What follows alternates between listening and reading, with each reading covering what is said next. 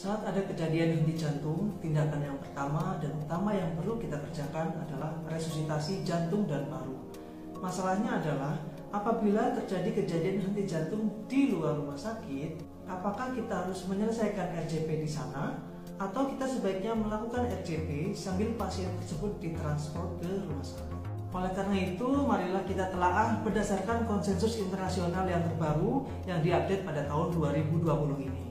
Topik ini belum pernah direview sejak tahun 2005. Oleh karena itu, komite merasa perlu untuk melakukan review tersebut untuk memastikan berdasarkan data-data yang ada, manakah yang sebaiknya dapat direkomendasikan, apakah kita harus melakukan RJP hingga selesai atau kita dapat melakukan RJP sambil kita bawa pasien ke rumah sakit. Dari 8 studi tidak terrandomisasi yang ditelaah, didapatkan bahwa pada pasien-pasien dengan henti jantung yang dia dibawa ke rumah sakit sambil di RJP, didapatkan bahwa kejadian kembalinya sirkulasi spontan atau ROSC itu sekitar 9,5% di IGD.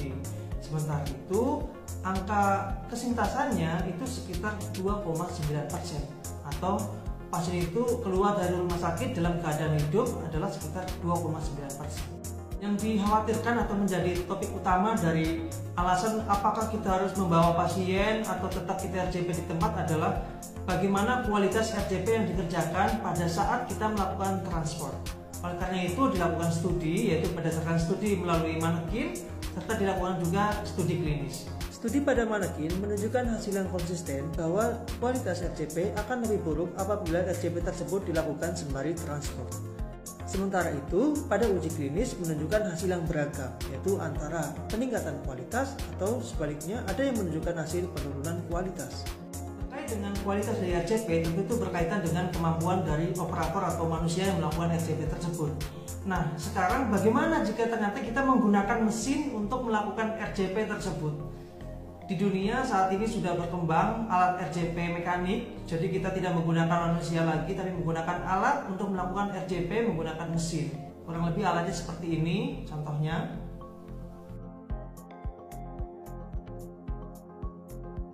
Dari 3 RCT yang membandingkan mengenai penggunaan RJP mekanik dan RJP manual, ternyata didapatkan bahwa tidak ada manfaat dari penggunaan RJP mekanik dalam hal kesintasan maupun ROSC. Jadi apakah pasien itu pada akhirnya akan hidup atau meninggal saat keluar dari rumah sakit, itu tidak ada kaitannya apakah itu menggunakan RJP mekanik maupun dengan RJP manual.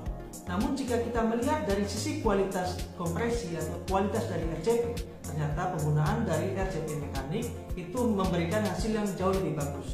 Jadi hingga saat ini memang berdasarkan update terbaru dari konsensus yang kita miliki, belum dapat disimpulkan apakah kita sebaiknya membawa pasien ke rumah sakit sambil di RJP atau kita selesaikan dulu RJP-nya di tempat pasien itu berada.